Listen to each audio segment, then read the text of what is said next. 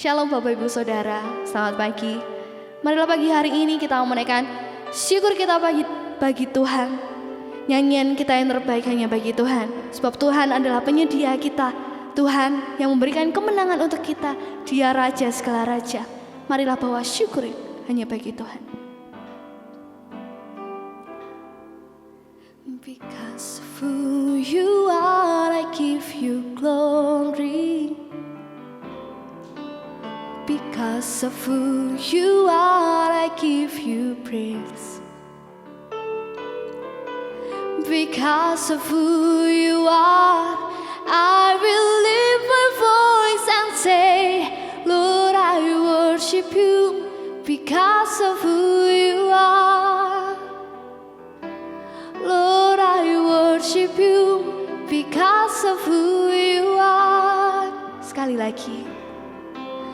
Because of who you are, I give you glory. Because of who you are, I give you praise.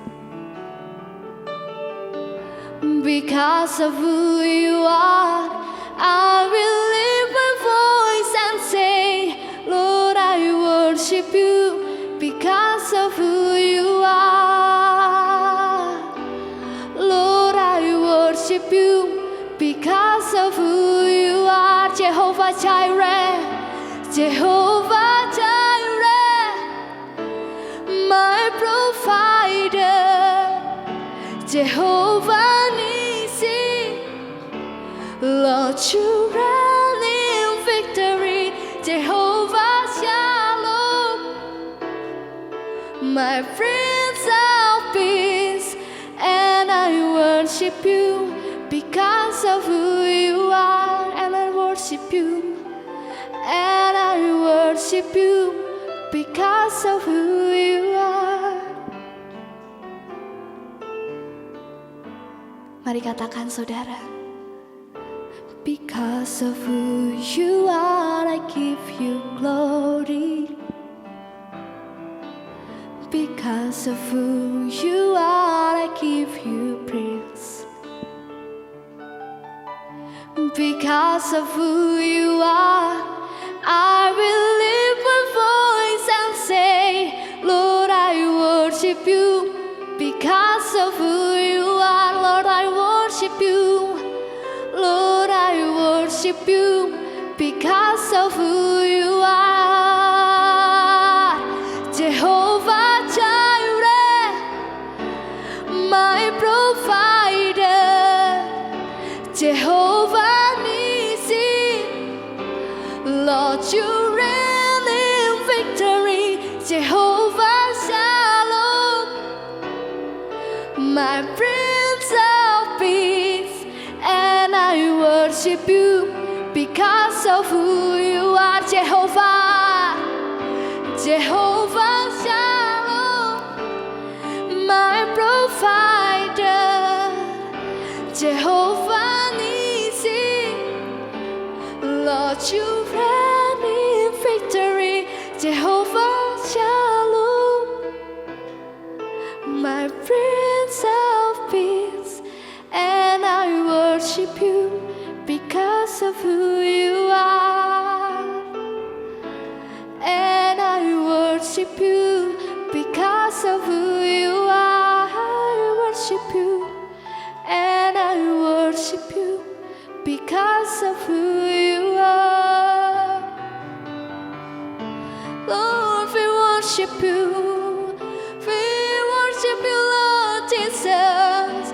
You are Jehovah Jireh, Jehovah Nissi, Jehovah Shalom. Yesus Tuhan, Yesus Tuhan. Puji namanya, puji namanya. Pujimu Tuhan, ku pujimu Tuhan. Yesus, haleluya.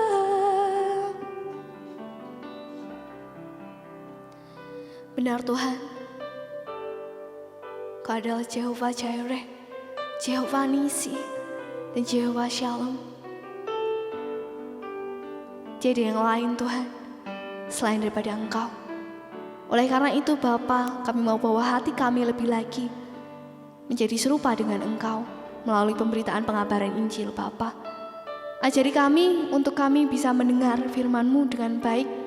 Ajari kami untuk kami bisa menangkap setiap rema Allah itu, supaya kami bisa melakukan yang sesuai dengan kehendak Allah. Terima kasih Tuhan, terima kasih. Demi dan dalam nama Tuhan Yesus, haleluya, amin. Shalom saudara, baik saudara, kita akan belajar kebenaran firman Tuhan hari ini dengan tema kasih karunia membawa keberhasilan. Jadi pada intinya keberhasilan itu adalah grace, adalah kasih karunia. Kita langsung belajar saja dari kebenaran firman Tuhan. Saya akan ambil firman Tuhan dari kisah perempuan Sunem. Wah, ini menarik saudara-saudara terkasih. Kita akan belajar dari perempuan Sunem ini, saudara-saudara terkasih, apa keberhasilan dari seorang perempuan Sunem. Nah, yang pertama, dia mendapatkan kasih karunia seorang putra. Itu keberhasilan yang pertama. Keberhasilan yang kedua, dia dilepaskan dari kelaparan 7 tahun pada waktu itu. Keberhasilan yang ketiga, dia mendapat kembali harta atau rumah dan ladangnya. Itu keberhasilan yang dia raih. Nah, kita akan belajar satu persatu.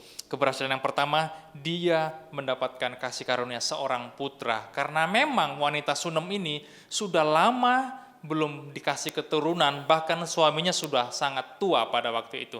Tetapi memang dia orang yang kaya dan murah hati begitu luar biasa. Kita akan belajar dari 2 Raja-Raja pasal 4, ayat yang ke-8. Perhatikan ya, saya akan bacakan buat saudara. Pada suatu hari Elisa pergi ke Sunem. Di sana tinggal seorang perempuan kaya yang mengundang dia makan. Dan seberapa kali ia dalam perjalanan, singgahlah ia ke sana untuk makan.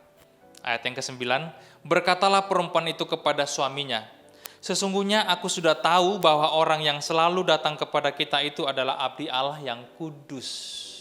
Nah, singkat cerita saja, langsung saja ke ayat yang ke-13.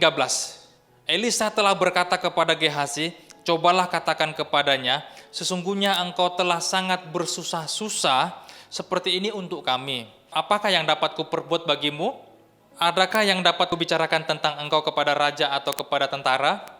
Jawab perempuan itu, aku ini tinggal di tengah-tengah kaumku. 14. Kemudian berkatalah Elisa, apakah yang dapat kuperbuat baginya? Jawab Gehazi, ia tidak mempunyai anak dan suaminya sudah tua. Jadi wanita Sunem ini orang yang kaya, orang yang murah hati, tetapi dia sudah tua dan belum dikasih keturunan.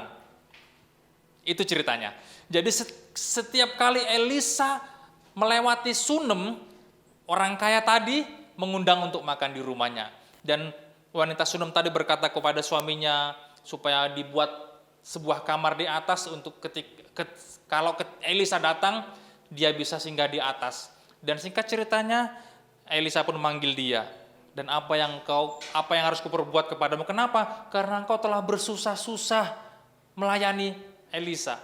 Nah, ayat yang ke-17, perhatikan. Mengandunglah perempuan itu lalu melahirkan seorang anak laki-laki. Pada waktu seperti itu juga, pada tahun berikutnya seperti yang dikatakan Elisa kepadanya. Wow, luar biasa saudara-saudara terkasih dalam nama Yesus.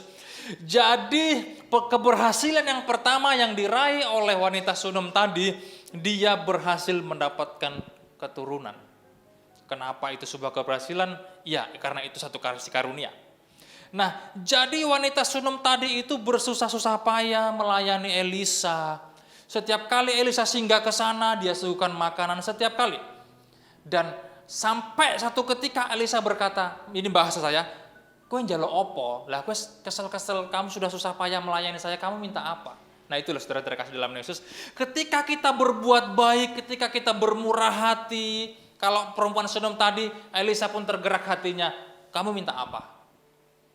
Dan akhirnya dia kasih karunia seorang putra. Wow, luar biasa. Ini keberhasilan wanita Sodom yang begitu luar biasa. Sudah tua, suaminya sudah tua, tetapi dia berhasil mendapatkan kasih karunia tadi, yaitu seorang putra. Yang dimana dia seorang yang murah hati begitu luar biasa melayani abdi Tuhan, akhirnya dia mendapatkan putra. Ya memang pada akhirnya anak tadi pun harus meninggal, tetapi dihidupkan kembali oleh Elisa. Perhatikan ayat yang ke-20, perhatikan. Diangkatnyalah dia, dibawanya pulang kepada ibunya, duduklah ia di pangkuan ibunya sampai tengah hari, tetapi sesudah itu matilah dia. Jadi anak tadi setelah besar ikut kerja dan mati. Nah akhirnya ibunya tadi, wanita Sodom tadi datang kepada abdi Allah tadi, memohon supaya anaknya dihidupkan kembali. Apa yang terjadi? Perhatikan ayat yang ke-35. Sesudah itu ia berdiri kembali dan berjalan dalam rumah itu, sekali ke sana dan sekali ke sini, kemudian meniarap pulalah ia di atas anak itu, maka bersinlah anak itu sampai 7 kali, lalu membuka matanya. Kemudian Elisa memanggil Gehazi dan berkata, panggillah perempuan Sodom itu, dipanggilnyalah dia, lalu datanglah ia kepadanya, maka berkatalah Elisa, angkatlah anakmu ini. Wah, luar biasa. Meskipun sudah meninggal, tetapi bisa dihidupkan kembali oleh kuasa Tuhan melalui Nabi Elisa tadi. Wow, luar biasa saudara terkasih dalam nama Yesus. Tidak ada yang mustahil bagi Tuhan. Kalau kita datang kepada Tuhan, itulah keberhasilan yang paling tertinggi menurut saya. Datang kepada Tuhan, maka kehendak Tuhan yang terjadi. Kehendak Tuhan terhadap anak tadi hidup, maka anak tadi hidup. Jadi tidak ada perkara yang mustahil bagi Tuhan. Kalau Anda ingin berhasil, datang kepada Tuhan. Karena tidak ada yang mustahil kepada Tuhan. Karena anak tadi mati bisa hidup kembali. Apalagi cuman harta. Karena pada esensinya keberhasilan bukan harta. Makanya saya katakan keberhasilan itu di sini anaknya bisa hidup kembali. Itu keberhasilan yang luar biasa, bukan harta. Kenapa? Karena wanita Sodom tadi memang orang yang kaya tetapi murah hati. Dengan murahnya hatinya dia melayani abdi Allah, dia mendapatkan seorang putra. Meskipun mati bisa dibangkitkan kembali. Wow, luar biasa. Tidak cukup sampai di situ saudara-saudara yang terkasih dalam nama Yesus. Wanita Sodom tadi pun berhasil lepas dari kelaparan yang luar biasa. Karena murah hati tadi ya, perhatikan. Dia murah hati melayani Elisa, tetapi bukan cuma sampai di sini. Di pasal berikutnya dia pun luput dari kelaparan. Perhatikan pasal yang ke-8. Masih di kitab yang sama. 2 Raja-Raja 8 ayat 1, temanya raja menolong perempuan Sodom. Orang yang sama ditolong Elisa lagi.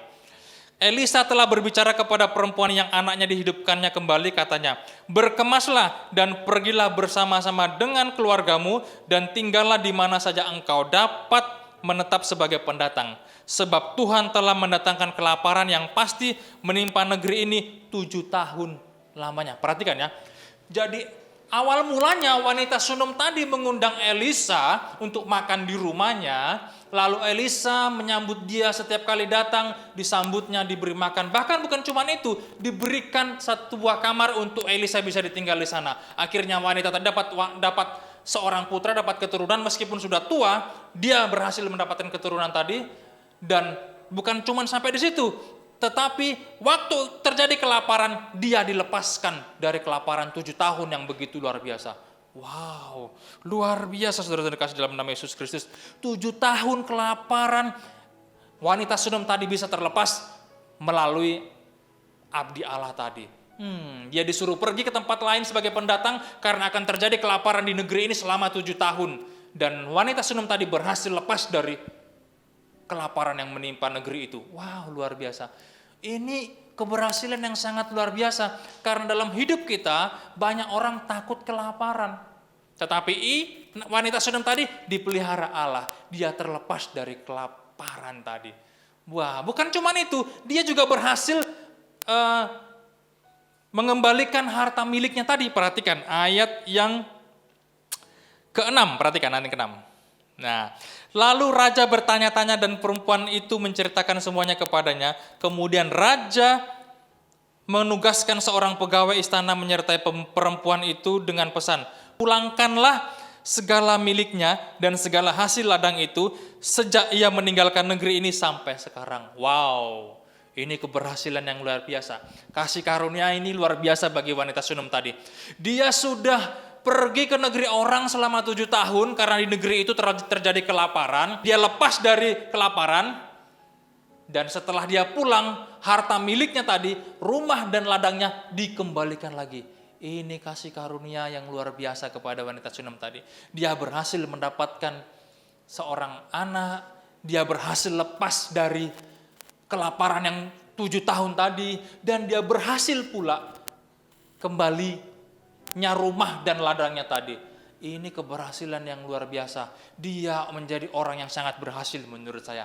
Tetapi pada intinya dia adalah memang orang yang murah hati, yang mau melayani Allah karena dia melayani Nabi Allah pada waktu itu. Makanya saudara-saudara kasih nama Yesus, orang yang melayani Allah, orang yang melayani Tuhan, dipastikan dia pasti berhasil.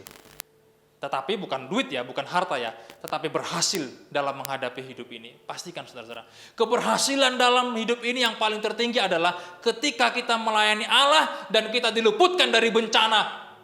Itu keberhasilan tingkat tinggi menurut saya. Karena orang-orang yang mengasihi Tuhan pasti akan diluputkan dari malapetaka yang besar itu. Ya, saudara yang terkasih dalam nama Yesus, singkat saja firman Tuhan hari ini. Ketika kita melayani Allah, ketika kita mengabdi kepada Tuhan, maka Tuhan tidak tinggal diam. Dia akan memberikan engkau kelepasan demi kelepasan. Dia akan meluputkan engkau dari setiap masalah. Dia akan membuat engkau kuat, tangguh dalam menghadapi hidup ini. Karena waktu itu wanita Sunem, dia dilepaskan dari kelaparan. Dia pindah ke negeri orang, dia dipelihara Tuhan. Orang yang melayani Allah, hidupnya pasti dipelihara Tuhan. Itulah keberhasilan yang luar biasa menurut saya. Tuhan Yesus memberkati.